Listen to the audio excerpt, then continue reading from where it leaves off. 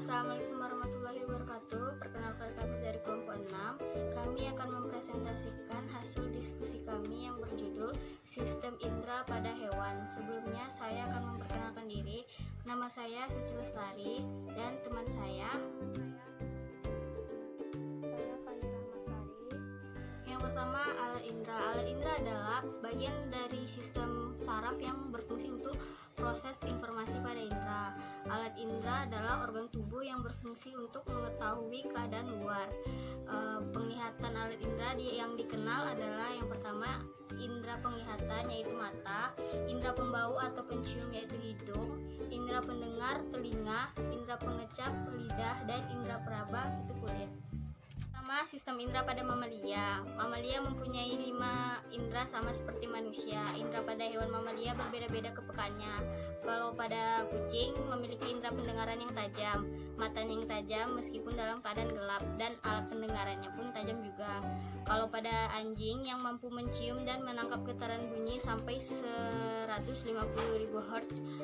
Kemudian anjing dapat menangkap getaran bunyi dengan baik dengan cara menggerakkan daun telinganya. Kemudian pada kelelawar memiliki indera penglihatan yang berkembang baik, namun ada juga yang belum berkembang dengan baik. Kelelawar mampu mendengar bunyi sampai 20.000 Hz getaran per detik.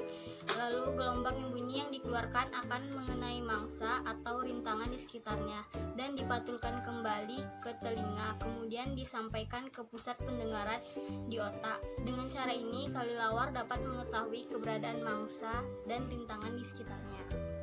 Yang kedua, sistem indera pada burung. Alat indera pada burung yang paling utama adalah indera penglihatan dan indera keseimbangan. Indera burung berkembang dengan baik. Indera penglihatan dan indera keseimbangan memungkinkan burung untuk terbang lurus, menuki, atau membelok dengan cepat. Indera keseimbangan terletak di dalam rongga telinga yang terhubung dengan otak kecil. Mata burung mampu berakomodasi dengan cara mengubah bentuk lensa matanya. Jika burung melihat benda dekat, lensa matanya akan mencembung.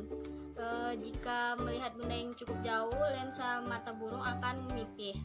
Burung memiliki sel batang pada retina dan sel kerucut serta peptin.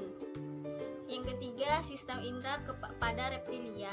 Indera penciuman pada reptilia adalah indera yang berkembang paling baik. Seperti kadal, komodo, dan ular memiliki indera penciuman yang disebut dengan organ Jacobson.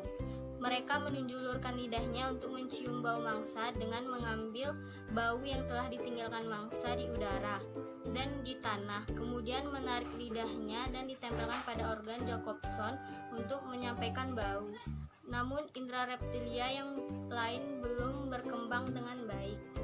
Beberapa jenis ular memiliki indera yang peka terhadap panas dan dapat membedakan dua suhu benda hanya 10.000 derajat Celcius. Contohnya ular derik yang dapat berburu mangsa pada waktu gelap. Indera pada ikan. Ikan mempunyai beberapa indera, yaitu indera penglihatan, indera pendengar, indera pembau, dan juga urat sisi. Indera pendengar ikan hanyalah telinga bagian dalam yang terletak di dalam tengkorak ikan. Telinga membantu mendeteksi bunyi, menjadi alat keseimbangan, dan membantu ikan merasakan perubahan kecepatan dan arah saat berenang. Indera penglihatan pada ikan berupa mata yang dilapisi lapisan tipis tembus cahaya.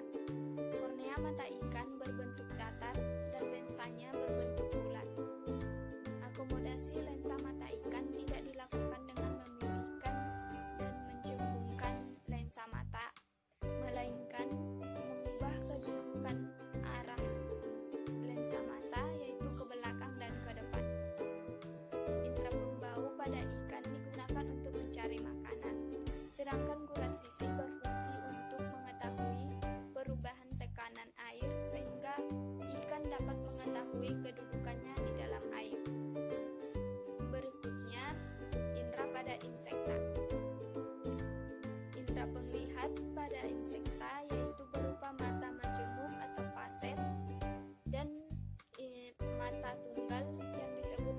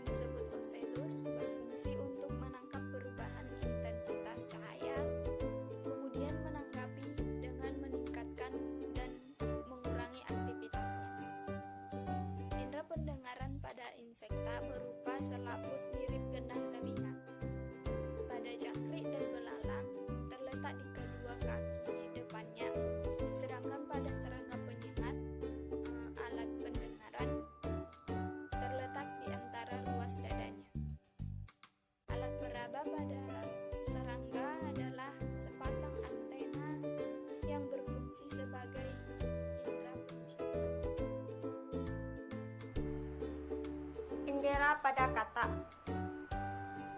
Kata mempunyai indera, penglihatan dan pendengaran yang baik. Adalah mata kata dilindungi kelopak mata dan terdapat membran nictitans tembus cahaya. Membran nictitans berfungsi untuk menjaga agar kornea mata tetap lembab ketika berada di darat dan menghindari gesekan ketika kata menyelam di air. Yang kedua, lensa mata tidak dapat berakomodasi. Indera pendengaran kata terdiri atas telinga luar dan telinga dalam.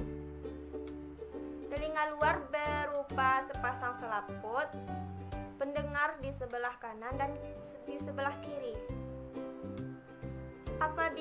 Apabila terkena getaran atau bunyi, selaput pendengar akan bergetar. Getaran dan selaput pendengar diteruskan oleh tulang pendengar ke tingkat jorong.